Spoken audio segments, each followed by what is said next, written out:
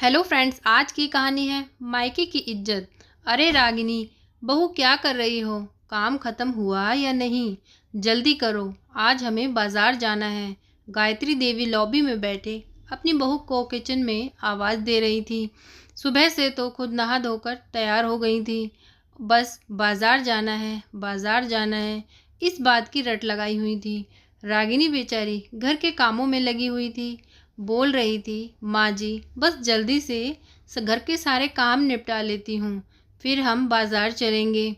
आखिर आज गायत्री देवी को अपनी बेटी कोमल के यहाँ सामान भेजना था, क्योंकि रक्षाबंधन का त्यौहार आने वाला था और रक्षाबंधन का सामान भेजना था और रक्षाबंधन पर बेटी को देने के लिए उपहार भी तो खरीदना था। इतनी सारी तैयारी करनी थी, जिसका उनमें बहुत ही उत्साह था कि अपनी बेटी को अच्छे से अच्छा सामान देंगी और उपहार भी देंगी। अरे ऐसे वैसे सामान नहीं भिजवाना, अच्छा सामान भिजवाना है, ताकि सामान देखकर उसके ससुराल में सभी लोग तारीफ करें। आखिर खानदानी लोग हैं हम।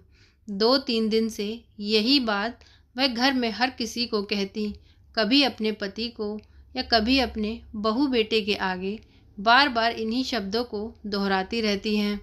बेटी के घर में अच्छा सामान, अच्छे उपहार भेजने से बेटी का नाम होता है।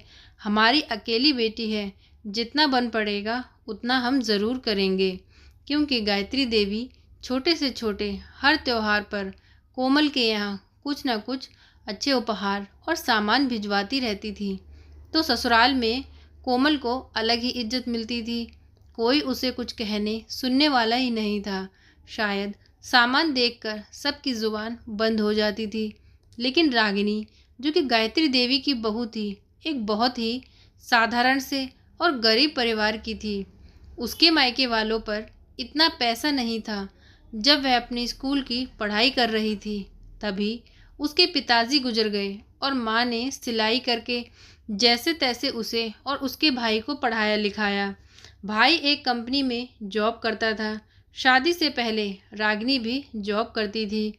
जॉब से रागिनी ने जो कुछ पैसे बचाए थे, उन पैसों से और माँ ने अपने कुछ गहने गिरवी रख के रागिनी की शादी कराई थी। पुराना खानदानी एक मकान था, जिसमें वे लोग रहते थे। भाई की शादी भी हो चुकी थी, क्योंकि रागिनी पढ़ी लिखी थी और देखने में बहुत ही सुंदर थी, तो रागिनी की शादी अच्छे घर में हो गई थी। पर क्योंकि रागिनी के ससुराल वाले अपनी बेटी को देने के लिए हमेशा कुछ न कुछ सामान भेजते ही रहते और अच्छे से अच्छा सामान भेजते, तो रागिनी की शादी भी अभी हुई थी। उसके मन में हमेशा यही लगा रहता कि अगर तीज त्योहार पर मेरे घर से सामान नहीं आया, तो माँ जी तो मुझे ताने सुना सुना कर अधमरा कर देंगी। जल्दी से जल्दी काम को निपटाकर रागिनी अपनी सासू माँ के साथ बाजार चली जाती है और रक्षाबंधन पर कोमल के यहाँ भेजने के लिए सारा सामान खरीद लाते हैं।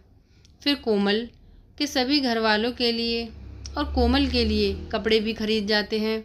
बाजार करके वे लोग दोपहर तक घर आ जाते हैं और घर आते ही सासू माँ तो बिस्तर पर पड़ जाती हैं। कहती हैं, अब तो मैं बहुत थक गई हूँ। बहू, शाम को तू ये सारा सामान सेट कर देना। कल ही जाकर रवि कोमल के घर ये सामान पहुँचा कर आ जाएगा। लेकिन रागिनी तो बेचारी काम करके निपटा कर ही गई थी और दोपहर को घर आई तो खाने का वक्त भी हो गया था। आते ही बेचारी किचन में फिर दोबारा काम करने लग गई। वे किचन में काम कर ही रही थी कि तभी उसके दिमाग में एकाएक विचार आया कि कल को अगर मेरे घर से कोई सामान नहीं आएगा तो सभी लोग क्या सोचेंगे। रागिनी दोपहर के खाने से फ्री होती है तो थोड़ी देर अपने कमरे में आराम करने जाती है और अपनी माँ को फ़ोन लगाती है। कहती है, माँ रक्षाबंधन का त्यौहार आ रहा है, मेरा भी तो ये पहला ही त्यौहार है। रागिनी की माँ कहती है, हाँ बेटी, मैं समझती हूँ।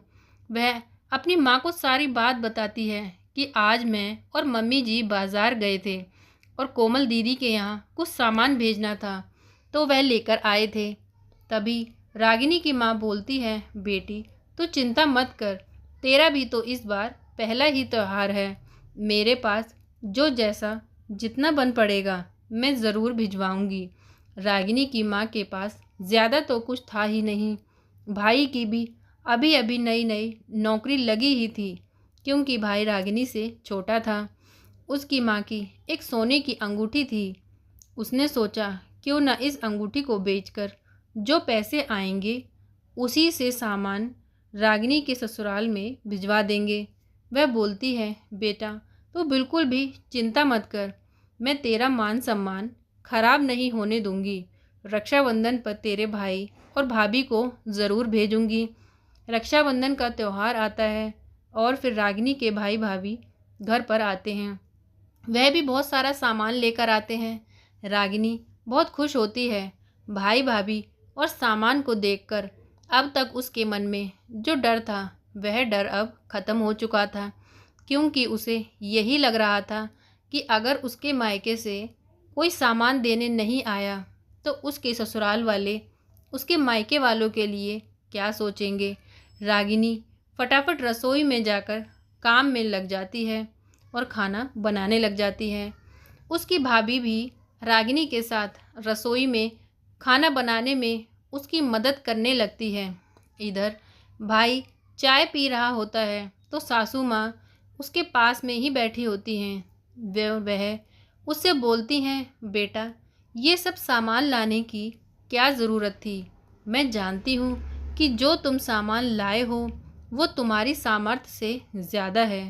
बेटा मैं मानती हूँ कि तुम्हारी बहन का पहले ही त्यौहार है, पर शायद तुम लोगों ने हमें पहचाना नहीं। हम ऐसे बिल्कुल भी नहीं हैं। तुम्हारी बहन एक बहुत अच्छी लड़की है। मेरे बेटे को ऐसी लड़की और हमें इतनी अच्छी बहू मिल गई, इससे ज़्यादा मैं कुछ भी उम्मीद नहीं करती। तुम सिर्फ ये मिठाई का डब्बा यहाँ छोड़ जाना, क्योंकि भाई का बहन को हमेशा देने का फ़र्ज़ होता है। मैं इसे अपना मान सम्मान समझकर रख लूँगी, लेकिन बाकी का सामान मैं नहीं रखूँगी। लेकिन रागिनी का भाई तो बहुत ज़िद करता है, लेकिन सासू माँ अपने आगे किसी की एक नहीं लगने देती और सादरपूर्वक सारा सामान उनको वापस लौटा देती हैं। और फिर खाना खाकर रागिनी के भाई और भाभी अपने घर चले जाते हैं। रागिनी अब सब कुछ समझ चुकी थी। जब वे लोग चले जाते हैं तो रागिनी अपनी सासू माँ के आगे जाती है और उनसे हाथ जोड़कर माफ़ी मांगने लगती है। माँ जी, मुझे माफ़ कर दीजिए।